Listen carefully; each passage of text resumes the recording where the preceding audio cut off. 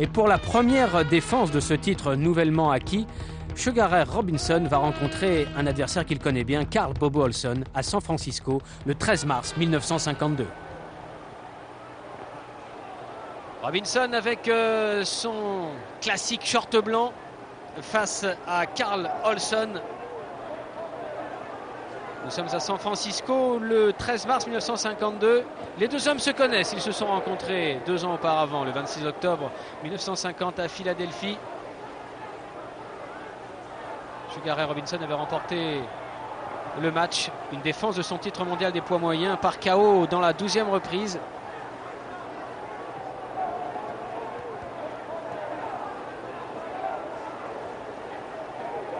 Carl Bobo Olson qui vient d'Honolulu, Hawaï, plein Pacifique. Il est accompagné de Sid Flaherty.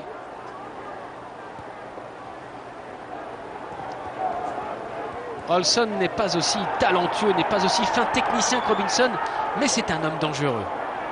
Il frappe fort, il va vite.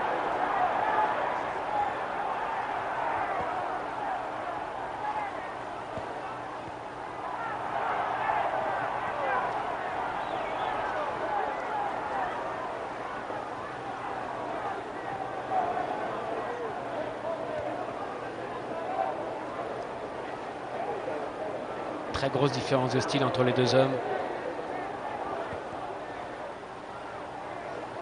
Avant ce match, il a remporté 2 victoires au point seulement contre Tommy Harrison et Woody Harper. Alors qu'à la fin de l'année 1951, le 3 octobre précisément, il avait perdu au point contre Dave Sands. Une contre-performance.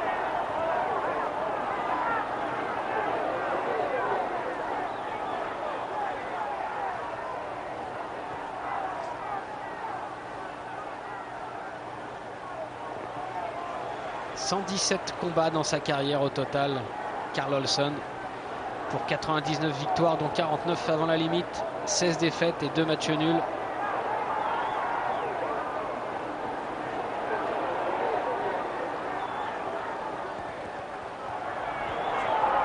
Ah, c'est bien le crochet du gauche juste à la fin du corps à corps de la part d'Olson.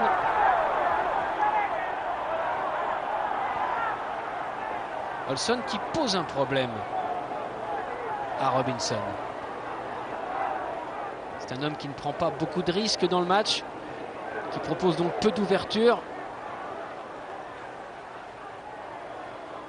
Il n'est pas exubérant, il est très froid lorsqu'il frappe et combat. Et après la première reprise, nous passons directement au 6e round. C'est maintenant que le combat va prendre toute sa mesure. On peut considérer que les 5 premiers rounds, c'était des rounds d'observation.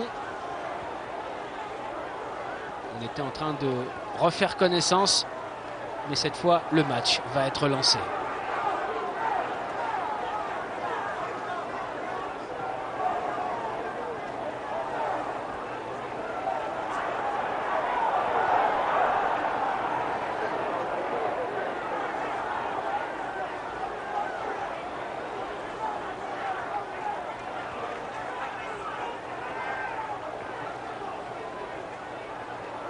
La stratégie d'Olson est simple.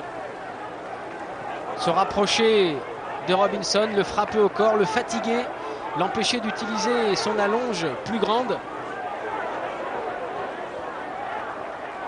Il veut jouer sur l'âge également. Il est né en 28, Olson, alors que Ray Robinson est né le 5 mars 1920. 8 ans de différence, c'est beaucoup.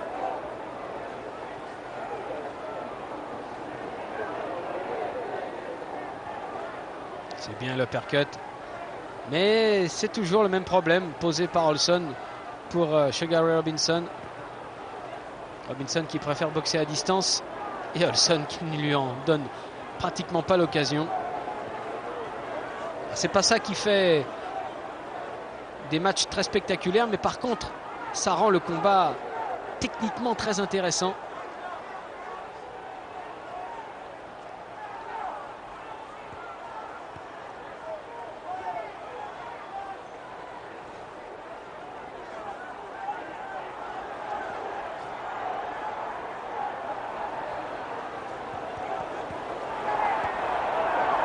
Robinson n'est pas du tout comme Olson, il n'a pas un style limité au corps à corps. Loin de là, il peut tout faire en boxe. Il peut frapper aussi fort avec les deux mains, travailler loin, travailler près. C'est ce qui fait de lui le premier boxeur moderne de l'histoire de la boxe, car il est complet. Il ne se contente pas de rester dans un style, mais au contraire, il s'ouvre à tout, il sait s'adapter.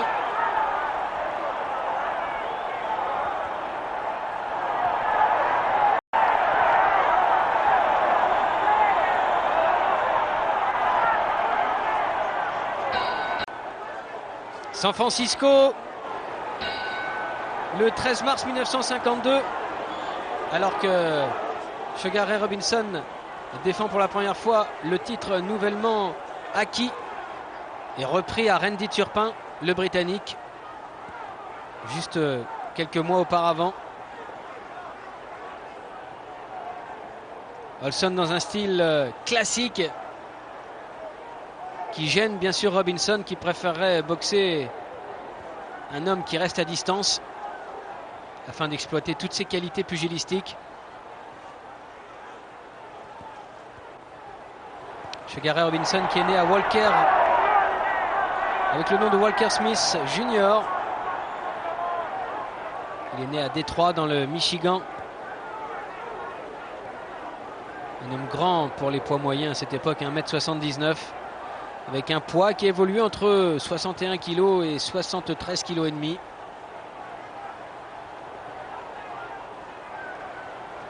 Une carrière extraordinaire, champion du monde des mi-moyens le 20 décembre 1946 lorsqu'il bat au point Tommy Bell. Il défend son titre 4 fois et reste invaincu dans cette catégorie. Il passe ensuite au poids moyen, champion du monde le 14 février 51 lorsqu'il bat par KO dans la 13e reprise Jack LaMotta, après s'est fait battre quelques années auparavant au point par le même LaMotta. Il enregistrera ensuite 3 défenses victorieuses et il se retire le 18 décembre 1952. Mais ce n'est pas terminé puisqu'il redeviendra champion du monde des poids moyens le 9 décembre 1955 où il battra par KO ce même Carl Olson avec lequel il est en train de se battre, et puis il y a eu un petit problème pendant ce round. Robinson qui perdra sa couronne le 2 janvier 1957 lorsqu'il sera battu au point par Gene Fullmer, et il reprendra à nouveau le titre 5 mois plus tard puisqu'il battra Gene Fullmer par KO dans la 5e, et il le reperdra ensuite décidément, c'est en dents de scie, le 23 septembre 1957 lorsqu'il sera battu au point par Carmen Basilio. Il établira un record en étant couronné pour la 4e fois chez les poids moyens le 25 mars 1958. Il bat au point Carmen Basilio. Décidément, il a le goût de la revanche, Sugar Robinson. Et il perd définitivement son titre le 22 janvier 1960 lorsqu'il est battu au point par Paul Pender. Il sera élu boxeur de l'année en 42 et en 51.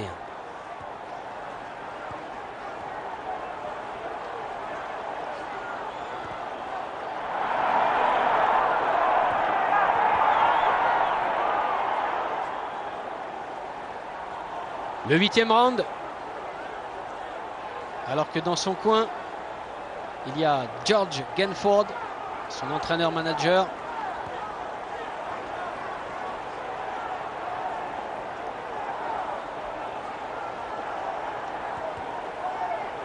Et la stratégie d'Olson qui paye, puisque systématiquement, les coups partis de loin de Robinson sont cassés au milieu de leur course par la technique d'approche et de corps à corps et d'accrochage aussi d'Olson. Olson qui frappe une fois et qui se protège tout de suite. Ah, il enchaîne très peu, très peu.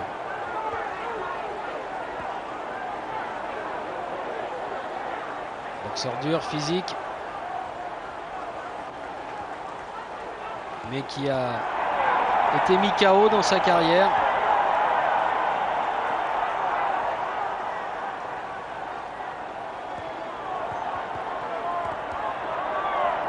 Déjà été mis KO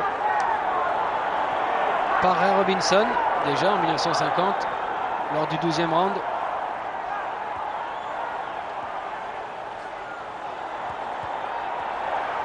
C'était la première fois qu'il mordait la poussière de cette façon. Et il tombera encore plusieurs fois avant de raccrocher.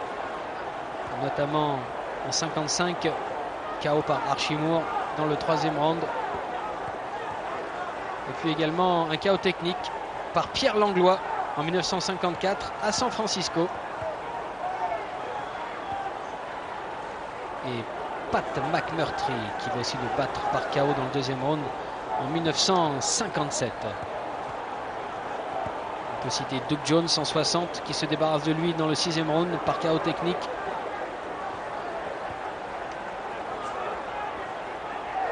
Et puis son dernier KO retentissant, c'est sa défaite contre José Torres en 1964 sur le ring new-yorkais.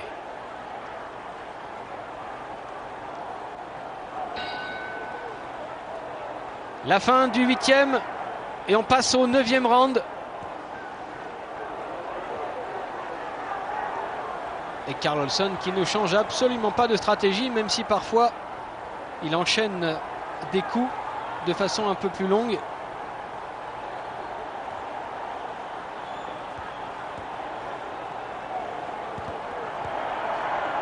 Alors c'est pas facile pour Robinson évidemment de s'exprimer face à un tel boxeur.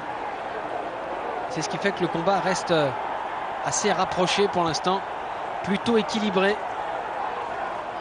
Même si on a la nette sensation que le meilleur boxeur sur le ring, c'est Ray Sugar Robinson. Voilà, il frappe Olson. Dès qu'il peut se saisir d'une occasion, il le fait avec prudence, mais il lâche ses coups.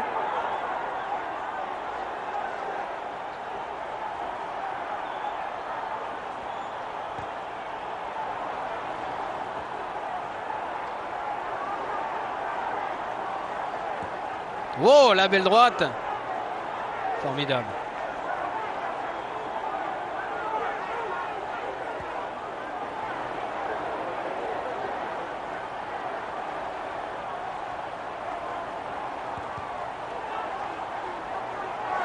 Là, il pousse, il accroche, c'est très net.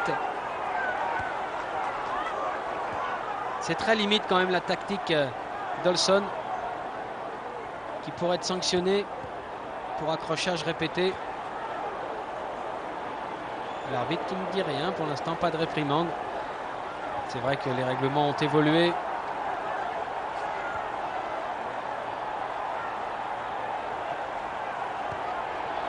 C'était bien le percut du bras avant d'Olson.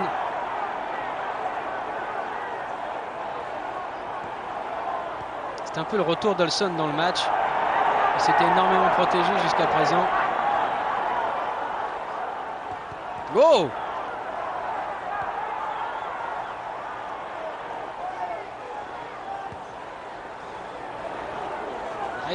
C'est certain qu'il est en train de pousser Robinson dans ses retranchements, Olson.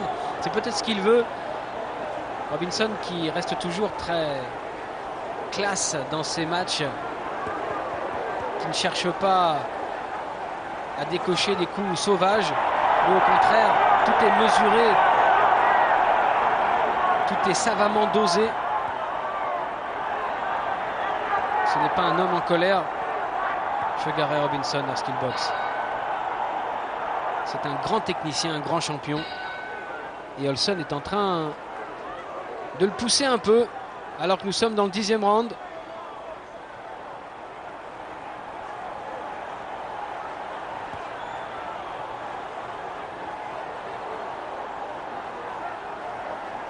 Il essaie de le contenir avec son jab, Robinson, mais c'est très difficile car Olson a une bonne stratégie pour rentrer à l'intérieur de la position de son adversaire.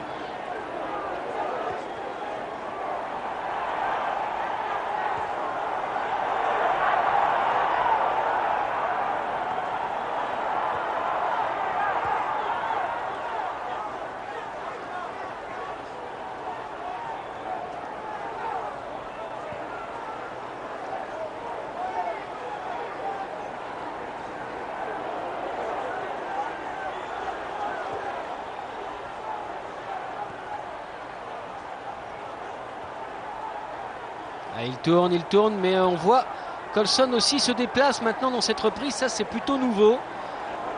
Il faut dire qu'il s'est économisé pendant les 9 rounds précédents.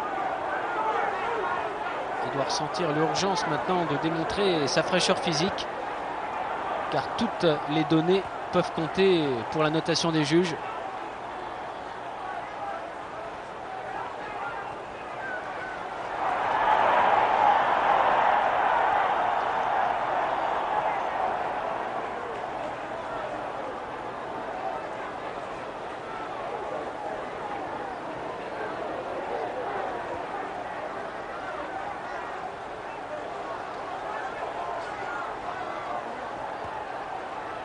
Encore en déplacement, toujours. Robinson qui finit avec un crochet du droit, qui recule encore pour tout de suite reprendre la distance. C'est sûr qu'au niveau réactivité et défense, il est meilleur. Mais Olson est en train de donner sa propre cadence dans ce combat et de l'imposer à son adversaire.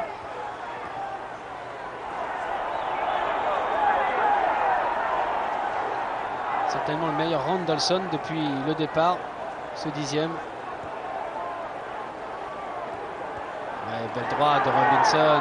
Suivi avec le gauche et le percut, là, toujours en droite. Il donne plus de coups, c'est certain. Le boxeur de Détroit.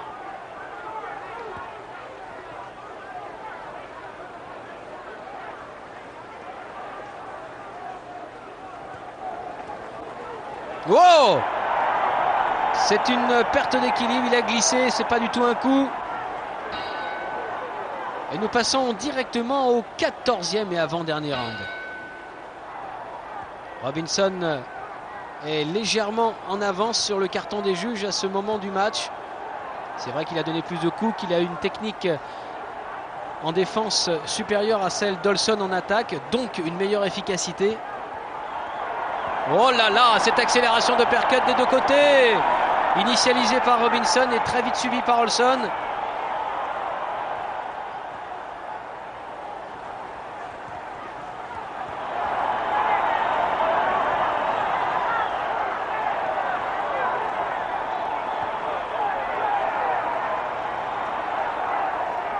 Il n'arrive pas à se débarrasser d'Olson. Toujours sur lui, c'est terrible pour Robinson. Et heureusement qu'il est très bien servi par son jeu de jambes. Car on peut imaginer un boxeur comme ça qui avance tel un rouleau compresseur et qu'on ne peut pas justement contourner. Voilà, il avance systématiquement et dès qu'il est sur lui, il le pousse. Ce sont des hommes très très fatigants à boxer, des boxeurs comme Carl Olson. Car en fait, il faut non seulement frapper mais aussi subir en permanence le poids de leur corps, un poids qui est décuplé car il est en mouvement.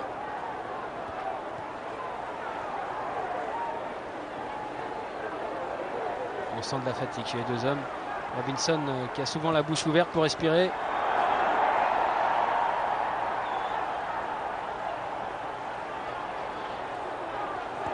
Oui, gauche-droite, mais attention, il a été repoussé, Robinson. Ah, c'est là qu'on prend encore la mesure de la force physique de Carl Olson.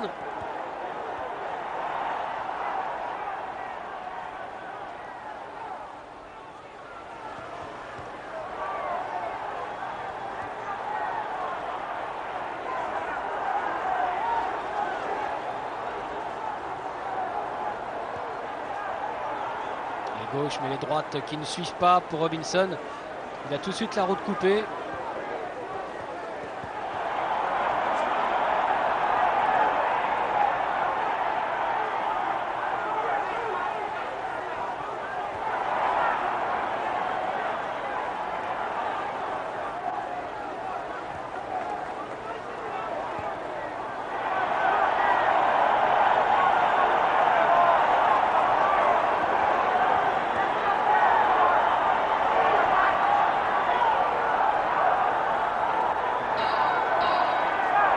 La fin du 14e et ça y est, nous sommes dans le dernier round de ce championnat du monde des poids moyens entre Carl Bobo Olson et Sugar Ray Robinson, tenant du titre des poids moyens après l'avoir repris l'année précédente à Randy Turpin. Olson qui croit en sa chance et qui fait le pressing, qui essaye d'acculer Robinson dans son coin, dans les cordes. Robinson qui, au nombre de coups arrivés, devrait l'emporter, mais qui depuis la 10e reprise subit un véritable rouleau compresseur.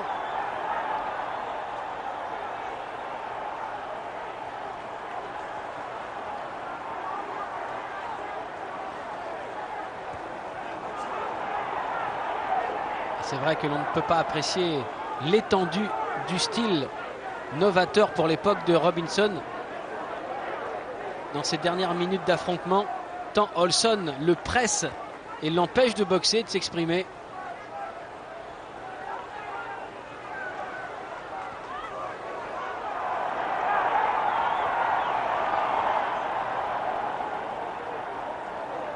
Mais Robinson gère, on n'a pas l'impression qu'il est vraiment en difficulté. Il est gêné, c'est sûr, mais pas vraiment mis en danger.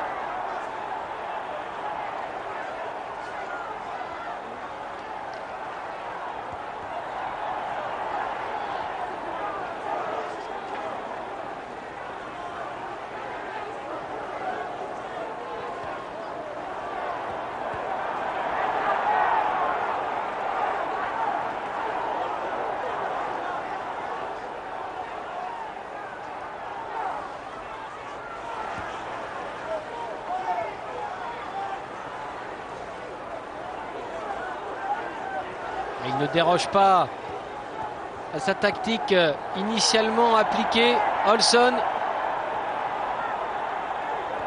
Et il continue de serrer, d'accrocher, alors qu'on arrive pratiquement au terme de ce combat pour le championnat du monde des poids moyens.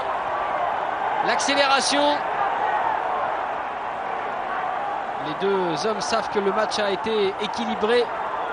Il ne faut absolument plus épargner son énergie maintenant pour impressionner favorablement les juges, qui vont être obligés de compter les points pour donner un vainqueur.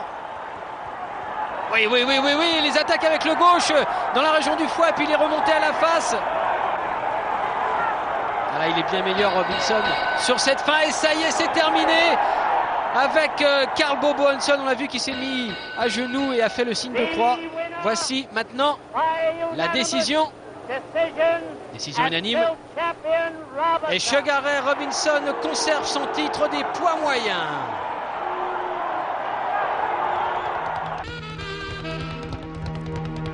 En 1952, Sugar Ray Robinson se retire des rings. Puis il reprend de l'activité en 1955 et il boxera avec succès jusqu'en 1965, devenant ainsi le meilleur boxeur de tous les temps, toutes catégories confondues.